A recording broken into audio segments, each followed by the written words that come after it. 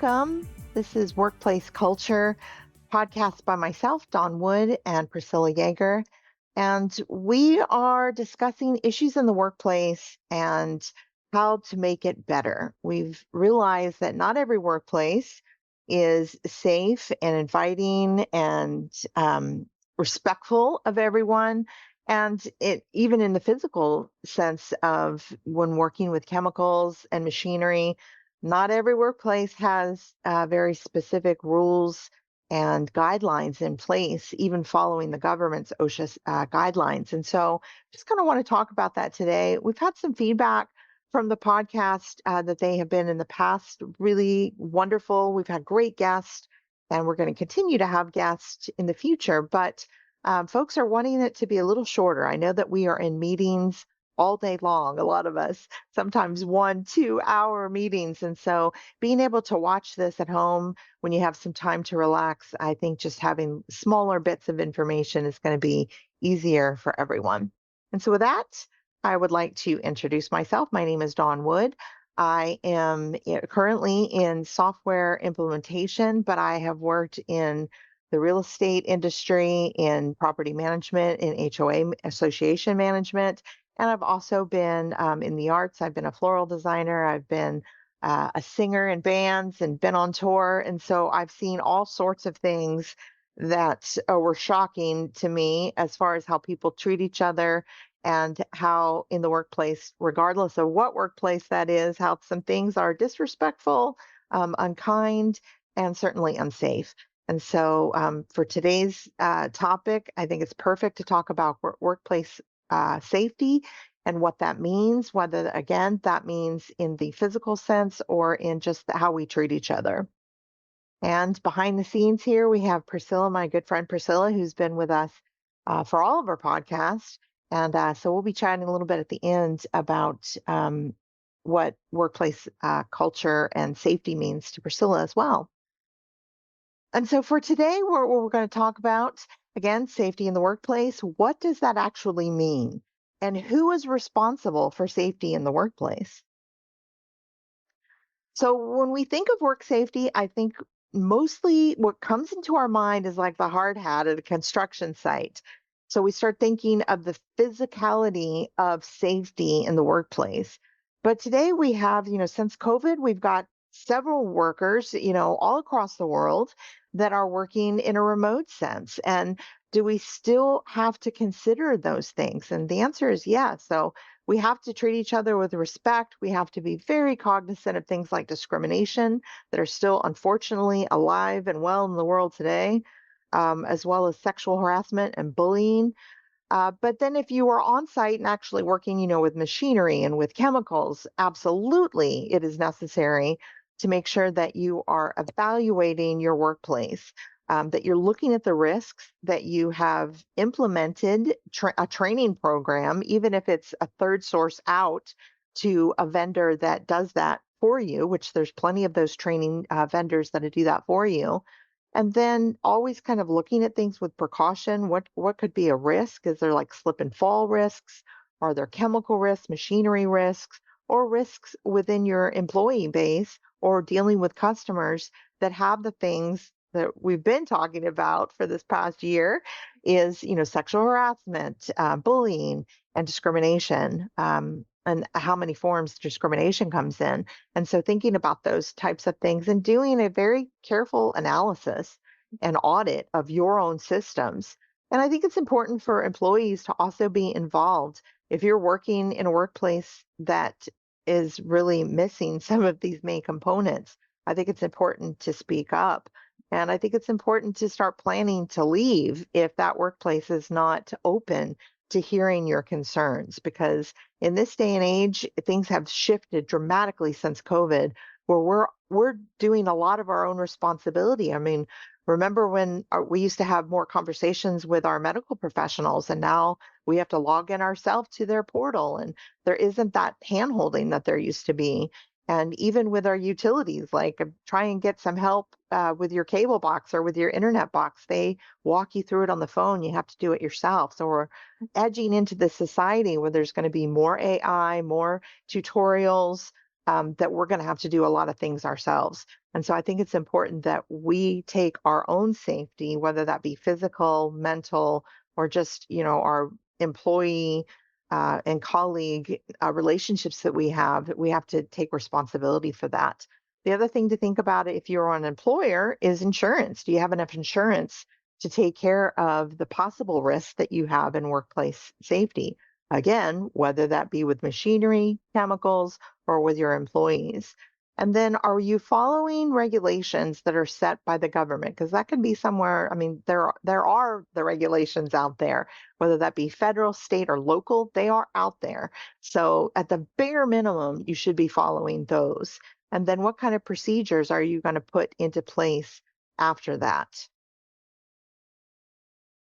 And so if you go to Google and you look up what technically the government says is the responsibility of the employer, it's pretty clear. However, many employers, and I've worked for some of these employers, don't follow what is, the guidelines. And so again, at the bare minimum, that should be, every employer, whether you've got one employee or 1,000 or thousands, you should be at the very bare minimum following what the government says on what the employer responsibilities are. So, are there hazards? Is there identification of those hazards and control and training? It is the responsibility of the employer to identify any potential hazard in the workplace and to take steps to eliminate or, at the very bare minimum, control them. And so that might mean implementing engineering controls, administrative controls, the PPE, which is the personal protective equipment, certainly training and having something in place. Compliance with safety regulations is very important. Safety training, providing your employees with adequate safety training on hazard identification, safe work practices, and emergency procedures is crucial. When I was a property manager, I used to have two books in my office. And of course, this was back in the 90s when we had paper everywhere. But the bright red book that stood out amongst everything else was all of our safety. So we had, pool chemicals, we had chemicals that our maintenance crew had that they had to, follow OSHA. We had posters up for OSHA.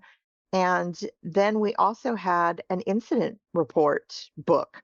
And so any kind of incident that would happen, we documented it. So if there was a slip and fall, of course you want to go out and make sure the person's okay, but that has to be documented because you don't know if they're going to go sue you, a few months down the line, they may get an attorney and sue you. And so it's very important that you have that date and time and incident tracked.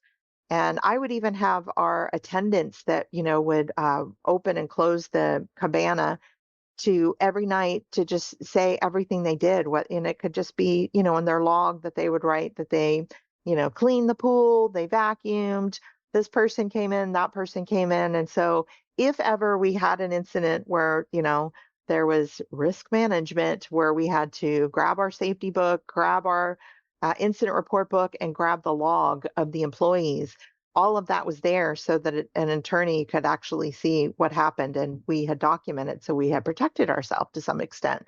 So I think that's super important to always document. And then again, that big red book was the emergency preparedness. So having clear emergency procedures and response plans.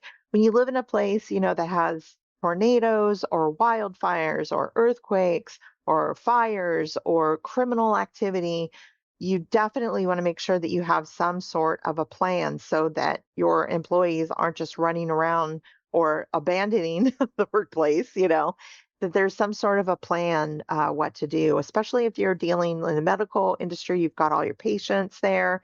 In property management, you have, your residents or homeowners that live there. And so it's very important to have some sort of an emergency plan and then knowing the employee rights and responsibilities. And here's where I definitely have seen employers fall short, not having an HR, at least an HR person, but not having an HR department, not having HR or any kind of EEOC guidelines and laws and procedures and policies in place is just really asking for it.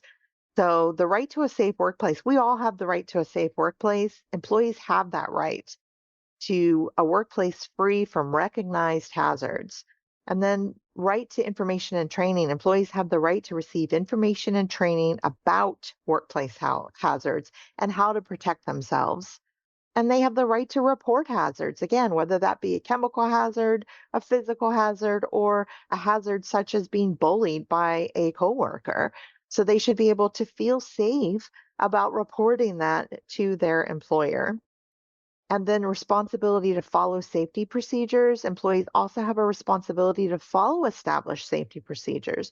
So again, the same as we can criticize employers, the employees also have to follow those procedures and adopt them and be involved in those procedures and following the rules.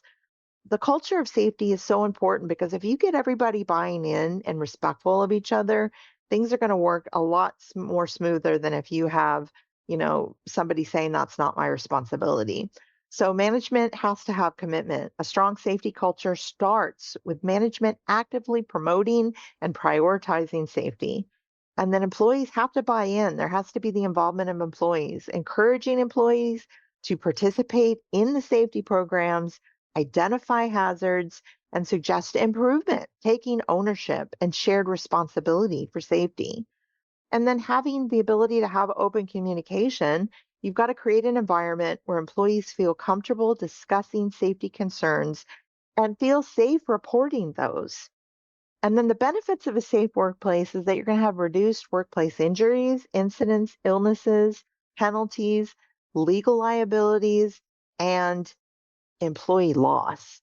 Because if you have an unsafe workplace, you're going to have some employees that are just going to walk, and rightly so. Enhanced company reputation and employee retention. So this is just, a benefit that comes along with having an employer that takes responsibility and that having those set in place. And I just wanted to share with you an example of an email that I received from an employer, which I thought I was so excited about this. I know I talked to my fellow employees and they just kind of giggled, but for me, it was exciting because I've worked with employers that didn't do anything at all. And in the state of Washington, that is, pretty liberal for the most part, to have, to work for an employer that doesn't have any kind of policy against sexual harassment or discrimination or bullying was just blew my mind. The very bare minimum, again, for the EEOC. And so in some states, you have to do these trainings every single year. And in some states, you have to do it every 2 years. And in some states, you have to do it every 3 years. So this was so informative, to send out to the team that Litmus is the third party vendor that does these EEOC sexual harassment, preventing workplace discrimination, harassment, and workplace violence and bullying prevention. And so these are required depending on what your state regulations are to complete. But again, some employers are not even following the bare minimum for their state, and that's where it can really get you into trouble. And so, again, I just wanted to share this. I thought it was just wonderful that my employer is doing this. And so, to look at the big picture of safety and culture, like I had mentioned, a lot of people, when they think of safety in the workplace, they think of the hard hat. They think of only physical, like machinery, big machinery, like on construction sites and chemicals and that kind of thing. But it really is a bigger picture than that. It also includes risk management and your employee management as well. And so I think that it all kind of boils down to values. We all want to feel respected. We all want to feel safe. Nobody wants to feel responsible that another person got hurt, whether it be physically or emotionally. We all want to feel like we can work in a safe place and be in a safe environment. And so having that value and explaining that value to your team, having that open communication and that compassion for your team, I think is so important. And I think if you explain it and you have that open communication and respect and have your employees buy in, they will buy in because of the way that they know that this is such an important value. And so having rules and procedures, having leadership buy-in, having recognition, being able to recognize how important safety is in the workplace from the leadership down to your employees. And so that's the employers also taking responsibility and ownership, as well as employees taking ownership. And then that self verification, this is important to me as well. And open communication is just building value. And so it's so important to get that buy in from your employees as well. And so, just kind of an overview of workplace safety. Who is responsible? And so, again, I think, if we just think about it, we automatically have that thought that it's the employer's responsibility, which technically it is. However, if we're all claiming responsibility as one, then you're going to have a much more successful program. And then identifying in roles, and maybe that's something that employers, ask for the help of employees. Maybe some committees are set up, maybe certain people in the organization take certain roles and take that responsibility, such as training. Maybe one takes responsibility of reporting. Maybe one takes risk management. And so making sure that those roles are established, because I can tell you from working in many large companies, when something is rolled out, just not with everyone involved, then all of a sudden, when there's a problem, and there's questions of, okay, who do I go to, and no one knows, that's extremely frustrating. So making sure that those roles are identified, and then reaching out to colleagues. I think most businesses have vendors and colleagues. Maybe there's certain certification, like for HOA management in Washington, there's a certification through CAI. Property management, also for apartment management, has certifications. The medical industry has certifications. Teaching roles have certifications. So reaching out to those colleagues, and seeing what they're doing, and maybe they can also support your efforts, as partners and collaborators. And so when I was a marketing director for a property management firm, when we would have safety and training meetings, we would have one of our advertisers that we paid sponsor like a lunch and learn. And so they would share with us what their organization was doing. And it was really helpful to get that feedback and maybe take some of their ideas, and maybe they would take some of our ideas. So I think it's also important to involve your colleagues. And then doing a deep dive analysis of what you have and what you're wanting to do, what you're wanting to create at the very bare minimum. Make sure that you're doing the very bare minimum of federal, state, local laws, OSHA, making sure that you're all compliant with all of those. And EEOC is also a great big one, making sure that there's not discrimination, sexual harassment, violence, bullying in your workplace, and knowing what those laws are. There's a lot of different kinds of discriminations, and I think many employers only think of one.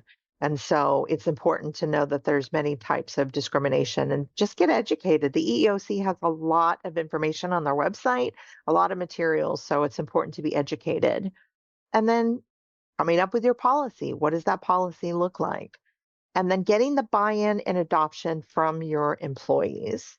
And then, of course, enforcement. So if you go to all the trouble to, come up with this great plan, training program, you got the buy-in, and then there's zero enforcement, then you've completely wasted everyone's time. And so with that, that is my presentation on workplace safety. And so, Priscilla, I just from the perspective of a holistic healer, and I know you've also worked before, you did yoga and healing and helping people with their websites and all the wonderful things that you do. I know that you worked in workplaces too, so you've also had the experience. And so now, coming from this, beautiful perspective of a holistic healer, what are your thoughts? Yeah, thank you, Dawn. That was such good information. And yeah, I've had many jobs as well. And, anywhere from working at a pizza place with horrible safety things in place, and Yeah. Yeah, and you're working with foods, so the amount of safety things that need to go in Right. there. We did not have, I mean, I was a young teenager at that time, so we didn't really have a whole lot of rules around safety back then. And yeah, I can just imagine fast food is kind of like a place where, it's kind of an eye opener to have this conversation and realize, like, yeah, nobody ever talked to me about safety. I didn't get safety until I worked for like Starbucks, is where we had some good safety things in place. And then Right. IKEA had really great safety, like really good safety in place. Um, Nice. and so working at that warehouse, that was where like safety became very important. And even just things like from stretching in the warehouse, like having meeting huddles where we all did some stretches every single day before getting out on the floor. I think that was one of my favorite parts about working in the warehouse industry, that actually cared about safety, because so many people, just wrecking their bodies, driving Right. forklifts and reach trucks and, lifting pallets. And even for me, I was Way a too heavy. girl, way too heavy. I Yeah. mean, I was just out in my garden the other day, and we have all these big pallets from getting them from work, and I'm like, man, I remember when I was a young chick, only girl in the warehouse, basically, like, maybe 100 men to 5 women, and just trying to be tough and Right. lifting things over my head just like an idiot. And I remember our safety team would come and talk to me, or tell me, you're not lifting things correctly. So it was just really nice to have people Wow. watching your back like that. Even Yeah. though, in my 20s, I was like, I could do anything. yeah, yeah, or taking it personal if they were coming Right. up to me, even though they were super sweet about it. So, um, yeah, and then, but we had MSDS sheets everywhere. We always had meetings where we got together and did safety meetings. And then over the years, in that field, I became a manager, and it was my job to start running all the temps that came through to do quality Mm, repairs. I would sit them through a safety meeting first and foremost. right. Like, you don't get to get on the floor until you know all of the proper protection that you need, what kind of shoes you have to wear, how to Hmm. use a box knife. If you do cut yourself, what do you need to do? The filling out the paperwork. Oh man, Hmm. yeah. Like, but I Right. knew how to do all that because there was such good training on site. So yeah, I really just want to kind of give a shout out to that aspect. IKEA does a great job with that. Nice. Um, and and then I quit that job and have since flown off to be my own, in the yoga world. And it's very Right. similar, the things that tie in. But when you're an entrepreneur, you don't have anybody really telling you or teaching you these things. You Right. become all of a sudden your own everything. You're your own CEO, your own tech person, all the things. Hmm. Even with websites, there's Right. safety as far as accessibility that you need to look into, and Fishing. legal terms and yeah, Yeah. spam, GDPR, having to make sure that your emails are, set up correctly, and that Right. you're not selling people's content or their information. Right. So yeah, there's just so much out there to learn, Hmm. and constantly grow at. And it's just such a beautiful thing to think about. So hopefully this episode raises some awareness, even for my healer friends out there, that, hold space. I think holding space is a place where safety for me is huge, in holding circles and having people come into a space where they feel held and heard Hmm. and seen and loved. And that comes with setting parameters, much like we've done on this podcast. Every Right. episode, we set parameters for our discussion. We're not going to do Hmm. crosstalk. We're not lawyers, we're not accountants, we're not, legal Right. disclaimer. And we're going to have a conversation, and we're going to be respectful and kind. And can we leave our judgments, our criticisms out the door, and just Hmm. allow people to express themselves in a safe space where you can Right. feel heard and express without having someone come at you with something that you need to fix, or you need to do, or you need to correct, Hmm. or be judged about. Right.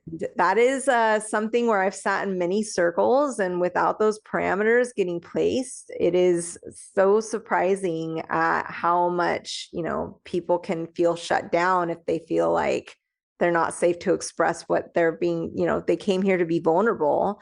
And the Right. moment they go to be vulnerable, somebody crosstalks and starts trying to fix them, or somebody starts trying to like, well, but I did this, and correcting them and jumping in and not Mhm. giving them a chance to even be heard. And that's what True. they're there for. So yeah, I think when holding space, as a healer or a massage therapist or a therapist, a counselor, a practitioner, if you're in the heart-centered holistic healing world, really being mindful of what is safety to you and how are you creating a safe space for your people from the moment they come into your door. And that could be the physical space, right? Do you have trash everywhere? Is there broken glass Yeah. on the ground? When Right. I first worked, I was in the downtown Tacoma area, and it was like, man, I used to have to call safety crew to come and help, usher off the heroin needles that were on the floor Oh, before no. class, and making sure I Yeah. get to class an hour beforehand just to clean up Right. any trash that was left behind by a lot of the homeless people. Right. Or somebody might be sleeping on the doorstep. Right. So there's a lot of, life will come at you and throw you the curveballs, and you may not know how to handle it, but you get to choose, am I going to respond or am I going to react? Mhm. And I think in a workplace, and even for people that are entrepreneurs, setting yourself up with learning what will create a safe space and just asking that question can be so powerful. And when you get taken by surprise, you'll be able to handle it from a more calm place. And, even going back to some of the tools that we've done in past episodes, and if this is your first episode, one thing that was always helpful for me is calming the triple warmer, because we go into fight, flight, and freeze when we're in unsafe. So Right. even bringing your hands to your forehead, or, putting a hand on the forehead and the back of the head, and just kind of giving yourself a moment to just breathe and get yourself to where you can respond versus react is really, really helpful too. So if you are around people that tend to go to panic, if somebody just cut themselves in the workplace, um, Mm. how do you stop and take a breath and keep that person calm, and you stay grounded in you and calm and present for that person that's like bleeding? I've definitely had that. Right. Um, and reminding people that when they fill out the paperwork, like reassuring them, like, hey, you're not going to be in trouble. No one's getting you in Mhm. trouble. Like, we're just filling this paperwork out so we can have it documented. And this is Right. for you if you ever go on L&I, Right. or I mean, it's a protection. It's really to Mhm. protect you and the company. And so I also just want to like, yeah, if I could, give any disclaimers. I've seen that many a time of Mhm. people being afraid that if they, hurt themselves on the job, then they're going to get fired. I think that's one of the Right. number one fears. So knowing that what would it be like to know and trust that you work at a company in a place where you are held, heard, seen, protected, and you're not going to lose your job, because Mhm. it's really just from genuine care and wanting to Right. create an environment where we can get a job done in the Right. best way for all. So yeah, And it's we kind of both my know roller those coaster. those companies that practice that are more successful. They're the ones that people are like, "Oh my gosh, you have to come. Here's the jobs that are open at this particular." I mean, I do it all the time on LinkedIn. I'm continually, I think I have probably have more referrals in my company than anybody else because I am so excited. To me, having worked in an environment that was not safe, that did not care, that practiced things like sexual harassment and discrimination, to come to a company, I'm just like, oh my gosh, we get to do EEOC training. I'm so excited. And they're like, what? We thought everybody hated doing these. I'm like, no, you don't understand. This is wonderful.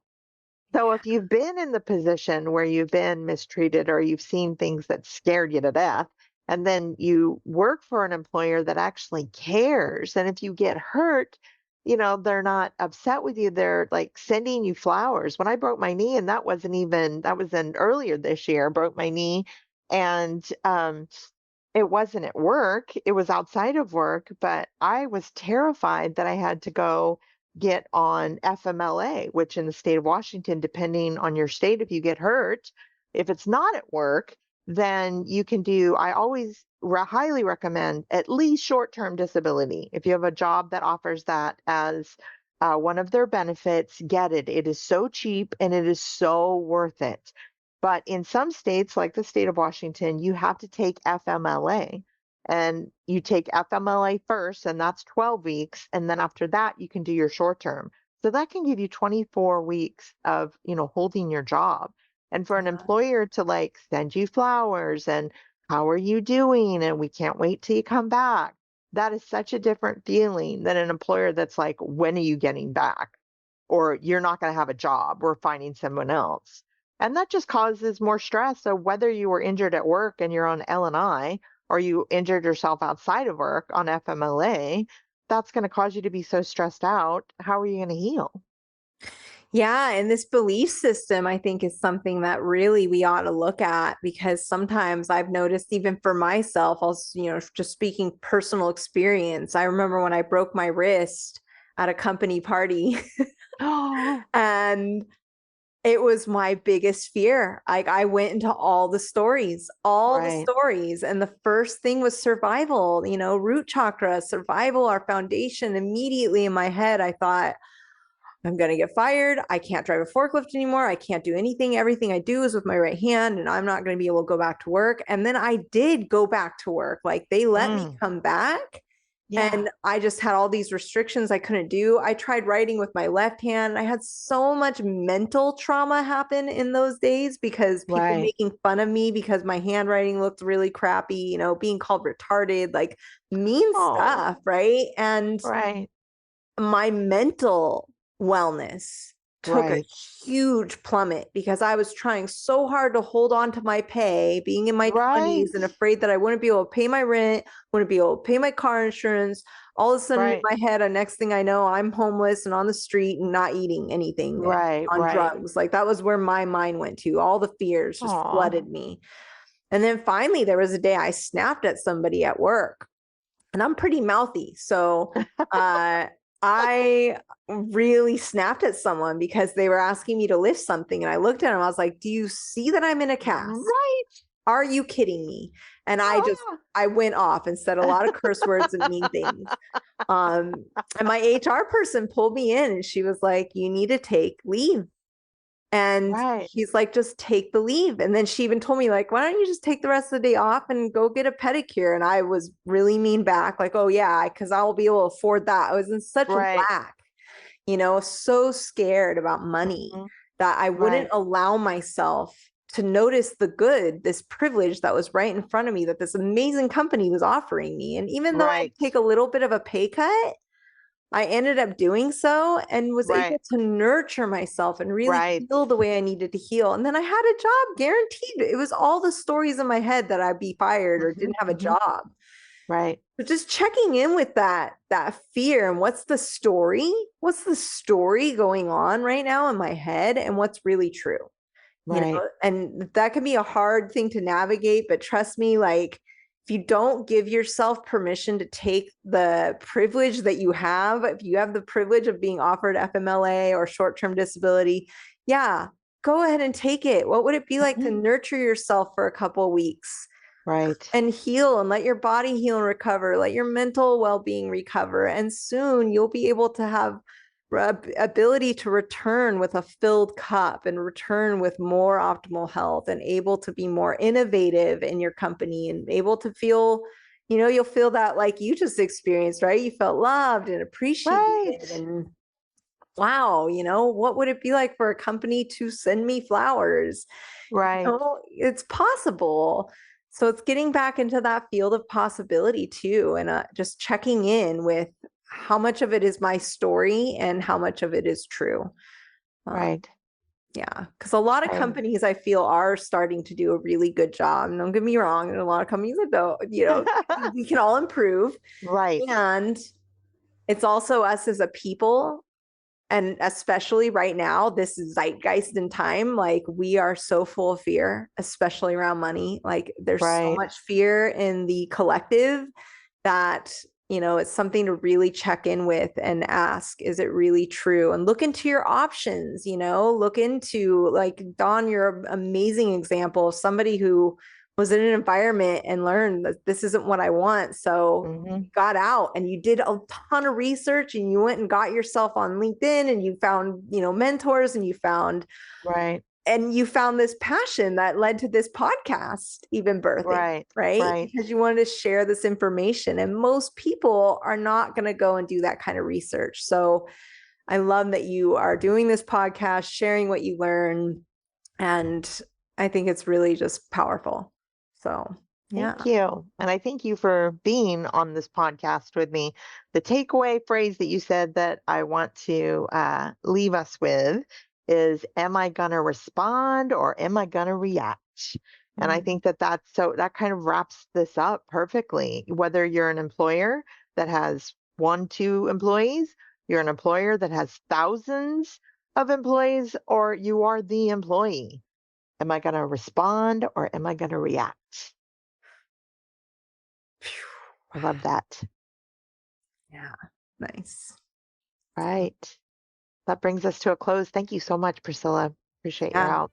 Thank you. Thank you, everyone for listening.